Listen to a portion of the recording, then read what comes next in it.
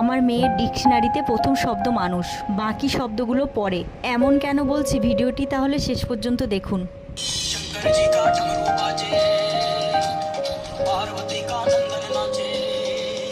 এখন আমার মেয়ে যে গানটা শুনছে, অনেকে বলবে আমরা মুসলিম হয়ে কেন হিন্দুদের গান শোনাচ্ছি। আমি তাদের উদ্দেশ্যে বলি, আমি আমার মেয়েকে শুধু নিজের ধর্মের নিয়মকানুন শেখাবো না, আমি আমার মেয়েকে শুধু নিজের ধর্মের মানুষকে ভালোবাসতে শেখাবো না, আমি ওকে শেখাবো চারজন মানুষ যদি একসাথে বিপদে পড়ে, একজন হিন্দু, একজন মুসলিম, একজন শিখ আর একজন খ্রিস্টান, তাহলে আগে কাকে সাহায্য করবে? যে সবচেয়ে বেশি কষ্টে আছে, যার সবচেয়ে বেশি সাহায্যের দরকার। জাত ধর্মের পরিচয় দেখে না, মানুষের কষ্ট দেখে সাহায্য করতে শেখাবো। আমি আমার মেয়েকে সব শিখতে দেব। ও কোরআনও পড়বে, গীতাও পড়বে, বাইবেলও পড়বে, মন্দিরেও যাবে, মসজিদেও যাবে, গির্জাতেও যাবে।